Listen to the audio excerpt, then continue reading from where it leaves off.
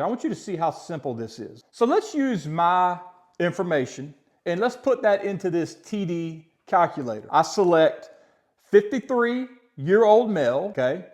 I'm 6'3" tall, and my current weight is 225 pounds, okay? Then it'll ask my activity level, and it'll give me different options, and you can select the option that best fits your activity level. But in my case, I'll say my activity level is daily exercise or intense exercise 3 to 4 days per week, and then I'll calculate. According to this app and the information I've put in, my estimated TD is 3,024 calories. Now, this is different from your BMR, basal metabolic rate, which is your energy expended while resting. So my maintenance calories is 3,024. Remember, to lose fat, you need to eat fewer calories than your TD.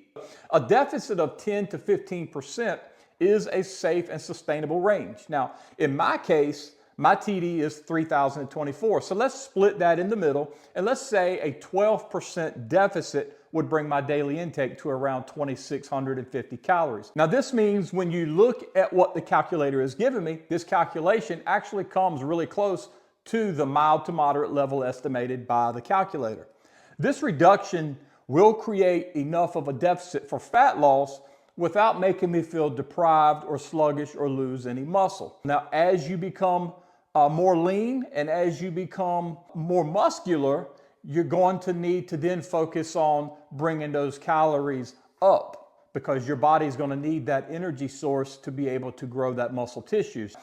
You can do the same thing by inputting your information and decide where you want to be in terms of deficit based on your fat loss goals. Again, the calculator will give you the ranges based on your goals, or you can use the 12% rule like I've just shown you. Now that I have my calorie range established, it's important to balance your macronutrients. Carbs should make up about 40% of your intake, protein about 30% of your intake, and fats should make up the remaining 30% or so. So this means you can still enjoy carbs like rice, potatoes, sweet potatoes, and oats as long as they're portioned correctly. For example, a serving of carbs might be 1 cup of cooked rice or a medium-sized sweet potato, or you might do the two together like I like to do and do the chicken and rice. You can do chicken breast prepared with rice or something like that. Makes a nice meal, gives you your carb source, gives you your protein source, and so you're good to go. So you can pair these with lean proteins like I said, chicken and fish or eggs, which I do almost every single day. And you can do healthy fats from other sources like avocado, olive oil, but just remember, as I always tell you with olive oil, as healthy as olive oil is, it's extremely calorie dense. So be mindful of that when you're going for a calorie deficit. Nutrition is the foundation of fat loss. Resistance training is what ensures you're losing fat while maintaining or even building muscle. So my recommendation is focus on compound exercises. And here we go. Squats is a good one.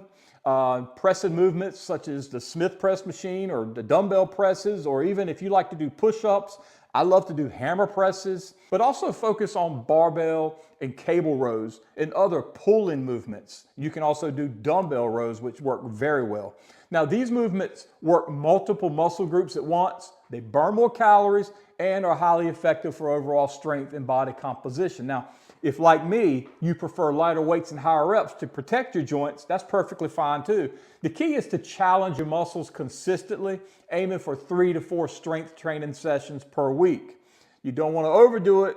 You don't want to underdo it, okay? So you got to find the sweet spot. Cardio does play a supporting role in fat loss as well, so you need to remember that. You don't need to do hours of cardio every day. I don't do hours of cardio every day, but I do walk, and I walk most days, and that just totally changes everything for me, starting my day off with walking. But incorporating 2 or 3 moderate sessions of cardio per week can help increase your calorie burn. So all you're doing is you're just getting your body geared up. It's having to use more energy. It's having to burn more in order to run, so it's burning more fuel. Well, guess what?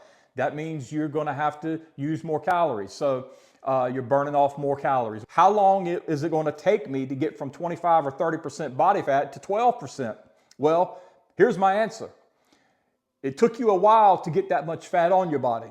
So you got to reverse that role and expect the same process. In fact, it may even take a little longer. I don't want to give you something here that's false, okay? It takes time, it takes consistency, it takes patience to drop that body fat. And so my answer, again, depends on your starting point, it depends on your consistency, and it depends on your metabolism. This approach may feel slow at times, but remember, the goal is lasting results, not a quick fix that you can't maintain. And this is where people go wrong. They want to diet, they want to cut out all the things they like, they can't stick with it, they lose their energy, they cut all their carbs, they struggle to walk around, and they struggle to have any energy to do anything. They're sluggish all the time, and they end up just saying it's not worth it. I'm just going to go back to the way I was.